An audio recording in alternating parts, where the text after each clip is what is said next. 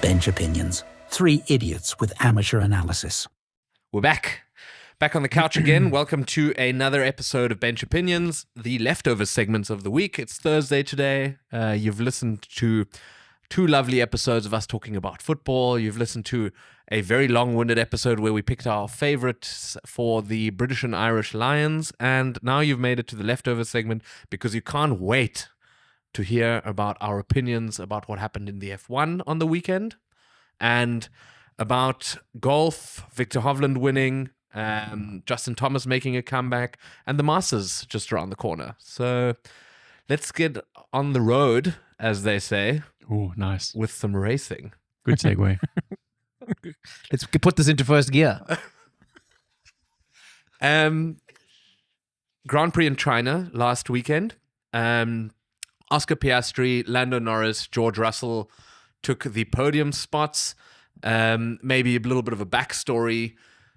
Sprint race qualifying. Lewis Hamilton won the sprint race and was on pole for the sprint race. So a lot of excitement around Ferrari, a lot of excitement around Hamilton, and it all sort of vanished on the race weekend. Ferrari's pace was off it completely.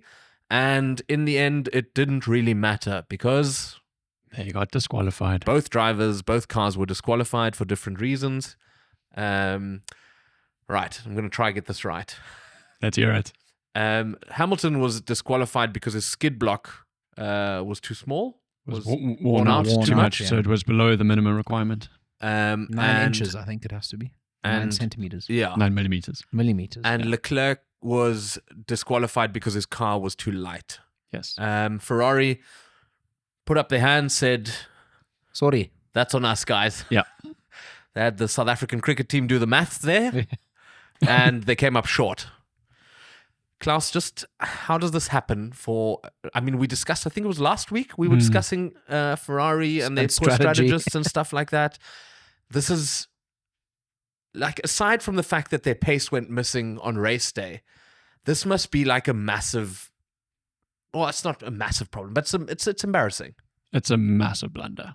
Okay. It is a massive blunder. And the thing is that the things that they got penalized for, as you said, the skid plate and the lack of weight, are things that there's literally an engineer who sits there and calculates these things and figures out what the tolerance is so that they don't run into the situation because they know that it's a hard line. When we're talking about Lewis Hamilton's disqualification, you have to have a minimum requirement of 9 millimeters. And I think they measured it at 3 different points. And it was like 8.5 millimeters, 8.6 millimeters, 8.5 millimeters. So we're talking about half a millimeter.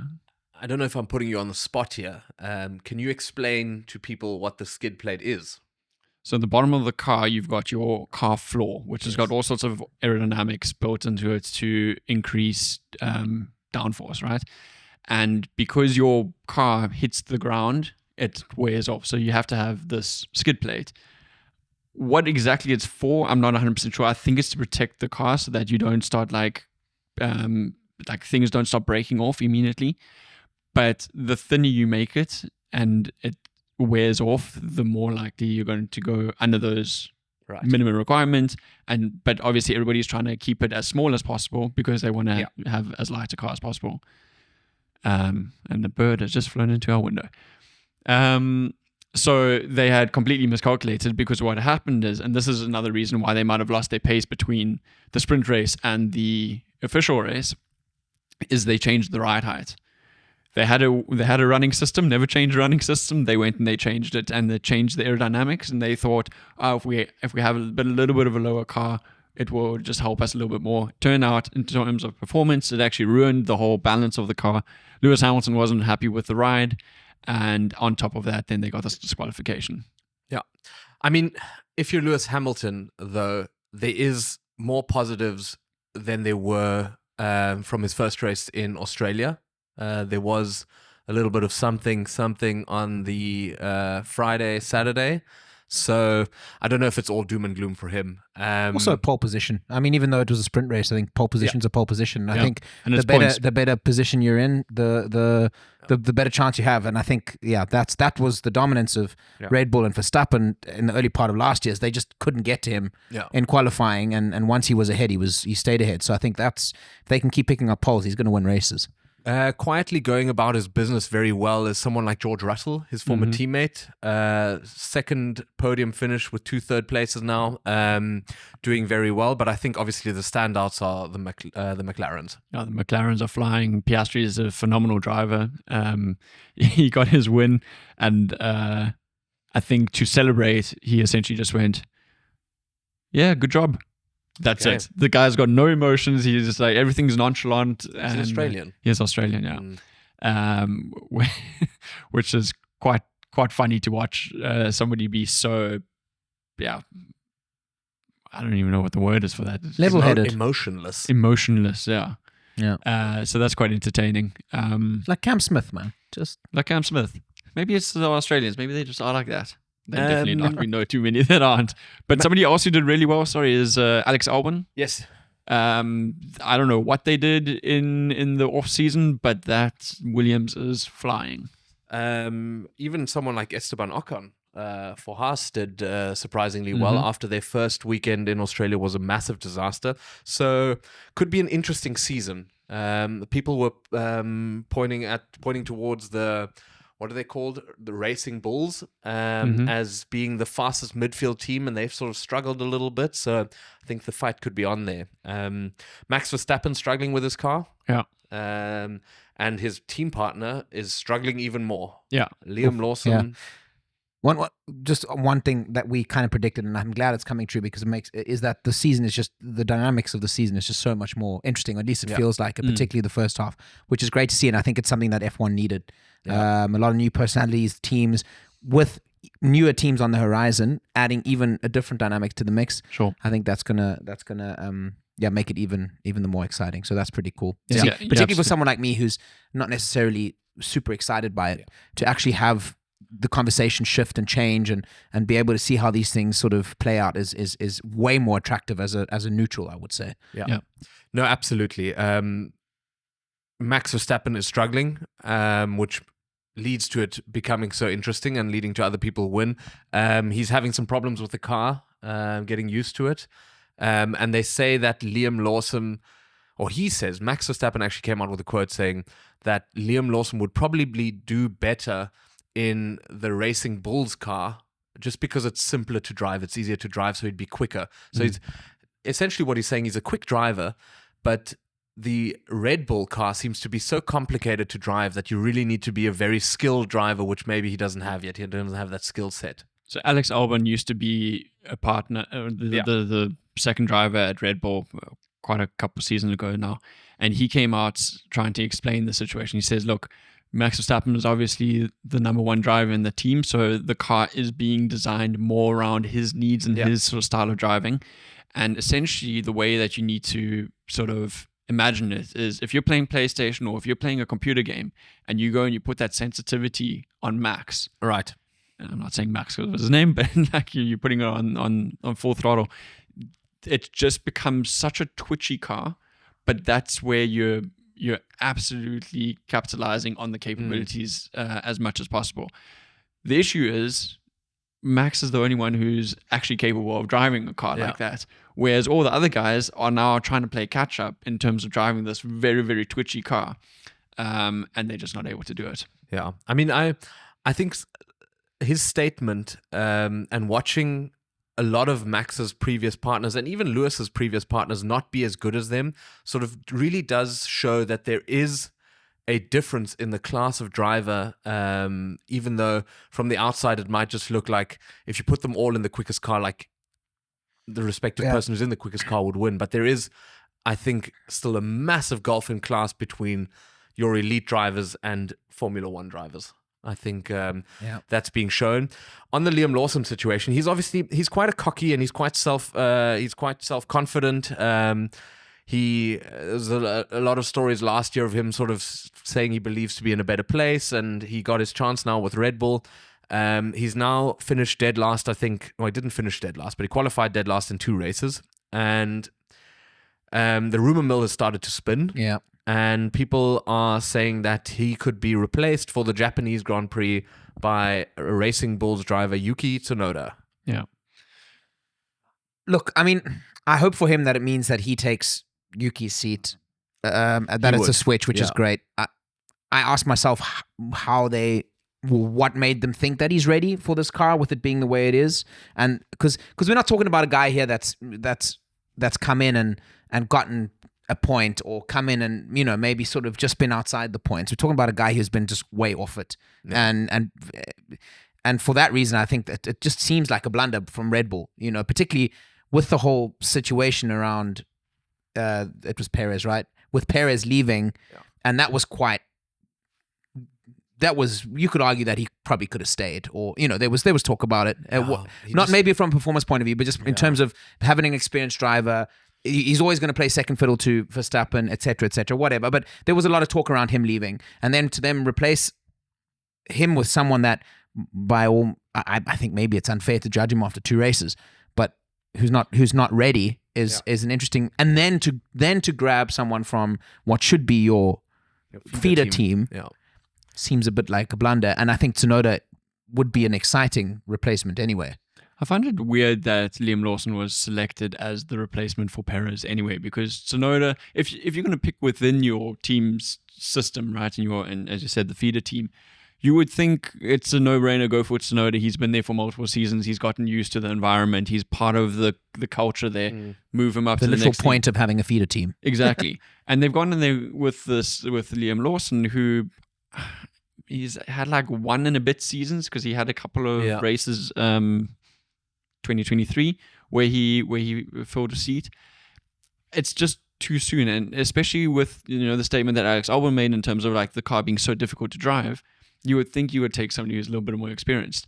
The other shot that I would have gone for personally is Carlos Sainz is an amazing driver, and he was out for grabs, and I can't believe that Red Bull didn't take him. What I have read as well is that with Red Bull being so active in motorsports as a money-making device, that they do have very strict budgets around what kind of drivers they want to pull in. So someone like Sainz, with what they would have had to pay him, would have completely blown out of their budget. So Red Bull's, what I've read and heard, and obviously these are also only opinions, is that Red Bull really is run like a money-making machine whereas a lot of the other teams, like a Mercedes, for example, even an Aston Martin, you know, it's almost a marketing tool. This is very different, and because of that, they have very strict structures and budgets that they have to work within. So maybe that's a point. Maybe that's why they decide, hey, let's keep Tsunoda where he is. He's on a contract that is cool. You know, eventually we see him in the seat eventually, and let's bring in Liam Lawson because it seems like a financial decision. Fair enough. The thing that sort of kept the rumor mills going was Yuki Tsunoda being asked whether he would like to race in the Red Bull seat for the Japanese Grand Prix. He obviously said yes. He says it's a quicker car, and he said he'd do well in it. Liam Lawson saw those quotes, or read those quotes, and responded that he's not worried by that because he's raced against Yuki almost his entire youth and at Formula One level, and has beaten him all the time. So it's sort of fighting talk by both. I think for Red Bull, I think for most teams, team dynamics in that sense is interesting, because you obviously want 2 competitive drivers, because having 2 drivers, it does become a little bit of a strategic advantage when it comes to pitting, when it comes to fending off opposition and stuff like that, to have them both at the top. But it's weird how you don't want them both to compete for first, you know? Like, you remember those Rosberg Hamilton days when both of them were so even that the team had to get involved to decide who was going to win. You almost want that Verstappen and Perez, when Perez first joined Red Bull, where he was never going to beat Max Verstappen, but he was in second.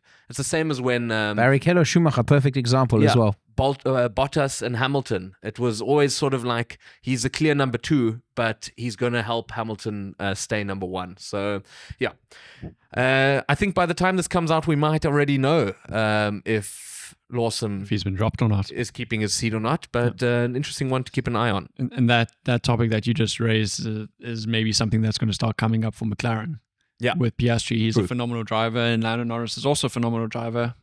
They're going to come into equal terms, and then who's going to get selected? You know, it's sad to see when team orders come in, but it makes for good television because it's obviously quite scandalous. So you'd hope that something happens. Lando Norris, actually, they joked about him and Piastri in the post race interviews was sort of joking, or more Lando Norris was joking about the frictions that could come up if things continue. So keep an eye on that. Anything else on the Formula One front?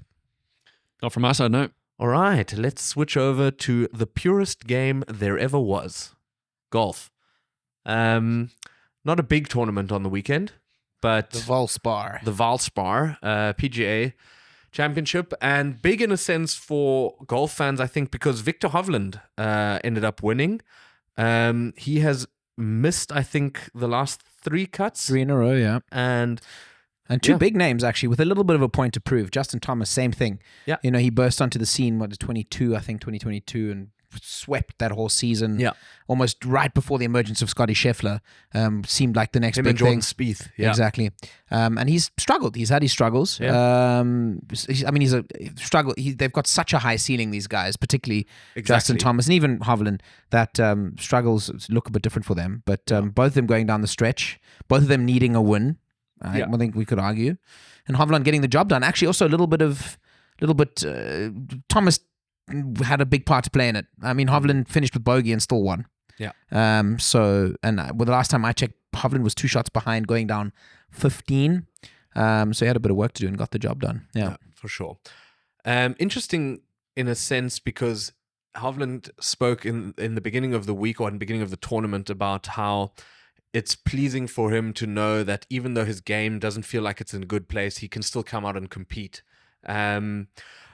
If you play golf as an amateur, you sort of everyone's got their own swing, and everyone's got the mechanics in their own swing, and you've got days where you can make it work, and you've got days where you're struggling with your swing and you just can't figure it out. And I think obviously it's on a completely different level, but because it's such a game of inches, for a pro to really think that his mechanics are missing must be a extremely frustrating thing. Because Yeah, the crazy thing for me is that when Hovland decided to go and change the mechanics in his swing, he was at his highest ranking and had just come off winning his first major, and looked at his swing and dropped his coach because he saw his swing and dropped his coach and said, my mechanics are wrong, my fundamentals are wrong, and at some point it's gonna fall apart. And decided at the top of his game to change these mechanics for a longer term, more sustained success. And he's really struggled the last couple of years. And so that's what's crazy to me, is that you at the top of your game would be, I don't know, is it humble or strategic or accepting to say, hey, it's not all good, you know? You saw it a little bit with, I think, Jordan Spieth as well, who made some changes at a point where he was quite dominant and has sort of fallen off. And I guess you could argue that the most successful modern golfer, Tiger Woods, maybe could have made a few changes earlier and maybe saved his body from a few injuries. He had such a taxing golf swing that his knees and his back just buckled. And perhaps there is something to the fact that you have to look at it sort of as a career, not as a 5 to 10 year burst of success. A couple of interesting other examples. So Chris Wood is one of them. Chris Wood was ranked 23rd in 2016, and by 2020 was outside of the world's top 1,000 golfers, and lost his card within a 5-year span. He was playing all the majors as an amateur. He finished, I think, 5th at the 2008 British Open. And in his case, he by accident saw a video. He'd come off winning in Qatar, and by accident saw a video of his swing on the range in the broadcast, and picked up massive flaws in the mechanics in his swing, and was like, I have a massive issue here because I've found a way to get a golf ball around a golf course, but as soon as it goes wrong. And since then, he's never come back. I saw his name. The way I know about the story is I saw his name on a Sunshine Tour, which is like the South Africa's tour. I saw his name on a Sunshine Tour leaderboard last after day one. He made +9 in Cape Town at the Baines Open. Crazy. 2 years ago. And that's how I sort of dived into the story. And then another one is David Duval. David Duval won the 2001 Open Championships, and he was ranked number 1 in the world. And by 2003, he was ranked 250th in the world.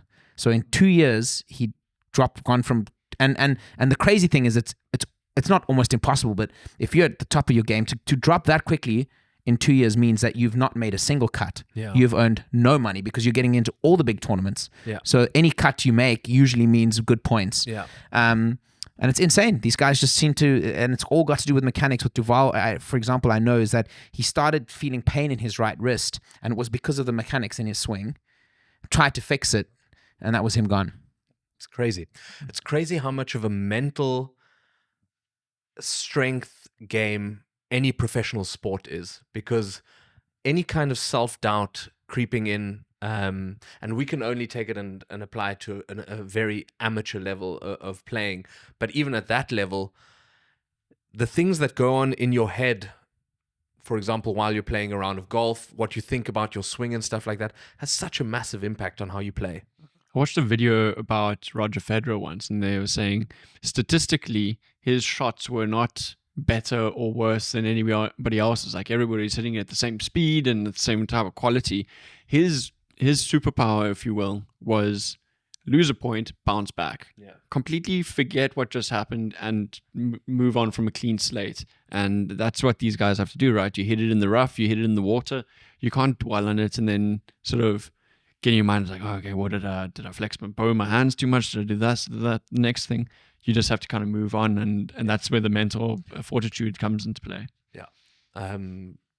The YouTube golfer Fat Perez actually said a very good quote in a YouTube video recently, and he said, golf is not about making a score. Golf is about hitting the next good shot. Just putting everything else out of your brain and just rocking up and hitting that next good shot. That's a great statement. It's I think what made Tiger so great is because Tiger used to spray the balls off the tee. The man was horrendous. His driving accuracy must have been... That's what made him so exciting to watch. Yeah. Yeah. But his recovery shots, and like what you just mentioned, sort of the getting into the rough, the trees, dropping after hitting it in the water, and then making the great shot afterwards, that's what makes the great athlete, and that's what probably kept him ahead of all the others for so long, is just because he understood that a lot earlier than anyone else did. We always talk about having bad swing thoughts, and Tiger Woods actually said, he's like, I clear my mind to such an extent that half the time I can't even remember the shots that I played. I don't know how true that is, but he says, like, you have to trust in the fact that you've put in the hard yards in training, and that from a physical perspective, your body can just... Have you ever tried to really clear your mind? Because I can't really do it. Like, whenever I'm like, okay, just think of nothing now, then I start thinking of me thinking of nothing. I mean, I'm not going to claim to be a Buddha or anything like that, who's like master the art of meditation, but I try. I don't succeed.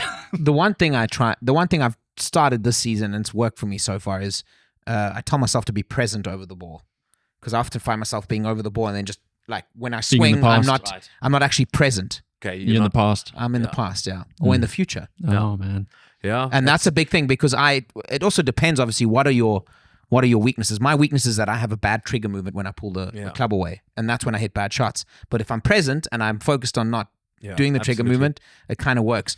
But it's again, yesterday we played in pretty bad wind, 60 kilometer an hour wind. Try and do that when there's a 60 kilometer wind into you. It's just the amount of external factors, and that's why I think golf, to try and not be too poetic about it, but golf is the amateur man's game because of that. Yeah, because it's you against yourself and the conditions, and you've got the handicap system as well, which means all men are made equal. Yeah, and I think that's why we keep having to remember that it's the amateur man's game, despite how we love watching all the pros.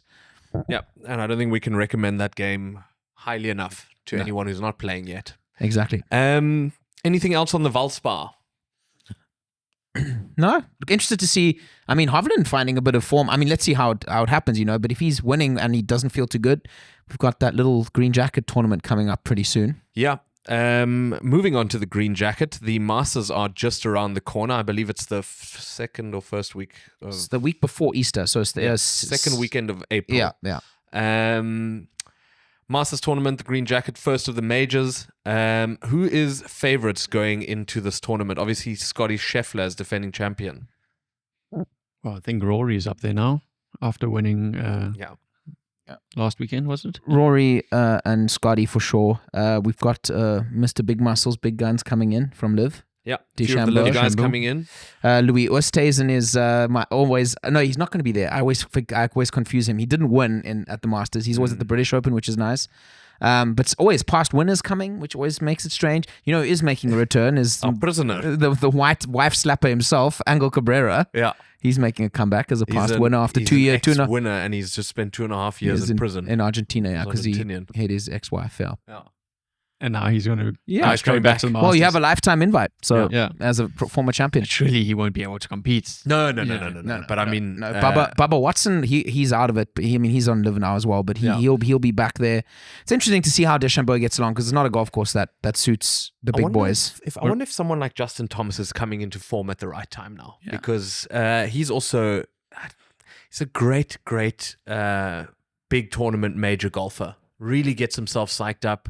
You know what I think we have now that I'd feel like we didn't have 5 years ago is like we just have such a dead set top tier list of players. If I look through it, so it's got Scotty, Rory, then you have Xander Schauffele will be up there and about. I'm pretty sure you got Colin Morikawa who shapes the ball brilliantly, and that's perfect for Masters golf. DeChambeau comes in, he has to be up there. John Rahm will be there because he's a former champion as well. I don't know, his game's not in a good place at the moment, but still he's done it before and he's there. And guys who always hover around but never really make a dangerous move, your Tommy Fleetwoods. You just don't see them as having the BMT to go and win it. Jordan Spieth not playing too badly. Very interesting to see also what happens with the conditions, because so often it's so volatile and that course can just chew you up. And if you're the wrong side of the field for conditions, if the wind picks up, and we've said it a couple of weeks ago, I think even last week we said you can be 8 shots, 10 shots behind going into Saturday and still win. So I think that's something that makes it even more interesting. Yeah, very exciting, I think, to keep an eye on the Masters this year. A tradition at the Masters, for those who don't know, is that the previous year's champion invites all the previous winners to a Masters dinner the night before. So the Wednesday night, I believe it is. Tuesday night. Wednesday's the par 3 contest. And the winner gets to choose his dinner menu for the evening. So I'm going to read you Scotty Scheffler's Masters dinner for this year. As appetizers, he's got cheeseburger sliders and firecracker shrimp and Papa Chef's meatball and ravioli bites. He starts his first course with Texas-style chili, and as a main, he's serving wood-fired cowboy ribeye or blackened redfish. And as a dessert, he's got warm chocolate chip skillet cookie. Anything stand out there to you guys? Anything you love or hate on that menu? That skillet cookie sounds really good. Oh, really? Yeah. And I'm not even a sweet tooth. And this, I don't know, like the chili seems a bit... Chili was a shock to me. Chili and the cookie just seems like, in terms of like dessert and that course, it just seems a bit easy. So this is the thing about, I think this thing is that it's... There's been a few standout ones in the past. I know Matsuyama won a few years ago and served a lot of obviously great Japanese food. And the people who have won the Masters, there's such a variety of cultures and individuals. I remember Bubba's was so wild. It was like crawfish. This is crazy. I think the Texas chili definitely stood out to me as a little bit strange as a Masters dinner, but it's like a child gets to choose his favorite dinner. And I was going to say, we're asking golfers, not your last meal, to put a meal together. If you could have anything right now, what would it be? And he's gone for Texas style chili. In that vein, I've asked the other two here to come up with their Masters dinner. I'll also give mine, and then we'll just let the people sort of either suggest their own in the comments or vote for one of ours. Yeah. Klaus, you look locked and loaded. I'm ready to go. Do you even have descriptions of the meal? Yeah, It's cooking instructions. Klaus is taking photos of all the time he's prepared this himself. So if there's not a pie in there, we're going to go with one appetizer, one entree, one main course, and one dessert. Shoot. In honor of the home of golf, I've gone with a pie, miniature pie, a haggis and stout filling with gravy. I don't know if this has ever been done before, but this is just something I came up with in my mind. This is for those of you who don't know, this is a very typical This is very on brand for me. on brand for Klaus and food. Klaus is extremely experimental when it gets into the kitchen because he can see flavors, but he doesn't necessarily know if the way that he cooks them works. He goes off the old adages that if it must be as good as the sum of its parts. Yeah. So if the ingredients are good, then it must be good. Which led to me once walking in on him putting yogurt into a pan with hot oil in it and deep frying yogurt. Yeah, that one didn't work out. Surprise, Let me guess, surprise. it curdled. It did. All right. So you've got some miniature pies. Haggis and stout forward pies, yes. That sounds good. It sounds like it could be Yeah, good sounds work, like it right? could work. If I cook it, it might fail, but maybe a professional chef. Yeah. First course or the entrees: southern fried chicken with a spicy mayo dip, and a bit of coleslaw. Yeah. Okay. As a main course, So basically KFC. yes. Okay. As a main course, I would like to have some slow cooked brisket with Cajun barbecue sauce and truffle mashed potatoes Yes, sis. for the fancy guests. Have you ever had brisket? Yes. I don't know if I ever have. It looks delicious. I love watching. good. Yeah. I love watching those Texas barbecue videos on YouTube. I sometimes watch them just before I fall asleep, and I get really hungry. You've had brisket before. At Mark Illinois, there's that stand there in the corner that does brisket. Those meat platters. Oh right. Yeah. I can't even remember that. No, it's baie lekker. Dessert, I've got a chocolate souffle with a croquant sprinkling on top. And as I've described it, a dusting. Jesus, you've gone way more explanational with your explanation than me. Yeah, bro, I'm trying to paint a No, that picture sounds here. it sounds very good. It is good. Klaus. That sounds like a solid meal. One I would enjoy. Lovely. I hope you win the Masters one day. And then I invite shall me. put it. And I hope the year you win it, they make you cook it. Jesus. Well, surprisingly, as an entree, it's going to be a big salad. It would for be really everyone. fun. It would be really funny if you get to choose and then your caddy has to cook for everyone else. How many of you like couscous? Right, Dom. All right, I've us- gone for a combination of paying homage to where we're from, but also things I like. So my appetizer will be miniature bobotie vetkoek, so vetkoek with bobotie mince. Okay. Yeah. Interesting. Nice. Then this is just because I really like it. My first course will be taco lengua, which is beef tongue tacos. Really like them. It's my favorite type of taco. Sorry for the squeamish out there. Then main course, probably my favorite food if it's done right. Sichuan beef with egg fried rice. Love it. It needs to burn. It's good. Yeah. And then finally, also homage to home. I'm not the biggest sweet tooth, and I really like this milk tart, just as to end off the evening. Yeah, I like that. That's a very good one. Very, very South African inspired. I think that people will like it. Gary Player will love it. That Just before he does 100 push-ups. I've never heard of that before, but that sounds really nice. Yeah. I mean, I've had vetkoek and I've had vetkoek with mince, but not bobotie mince. Yeah. Nice. Okay. As an appetizer, we are doing pork and prawn dumplings. Mm-hmm. As a first course, this is a little bit of a cop out, but I also have tacos, but I have the bira. Nice beer. Okay. Yeah, good one. Tacos.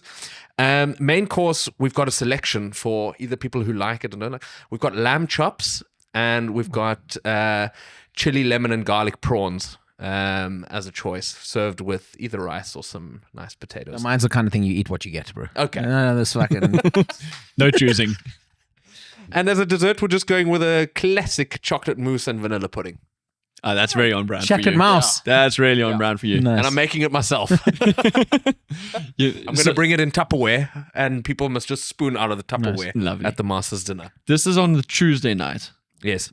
and then they start playing on. On Thursday. So On the Thursday. Wednesday. Yeah, essentially what you could do is give all the previous champions food poisoning, but that doesn't get you far. Yeah. That's what I was about to 'Cause Gary ask. plays- That sounds risky. Gary Player. First of all, even if there was food poisoning and violent salmonella, Gary Player would not be affected. No, he because he did 7,000 push-ups that morning. Yeah. Um, He's got an immune system yeah, doesn't falter. Stomach of iron. exactly. And then his dinner must have been insufferable. My Oh, goodness. God. Yeah.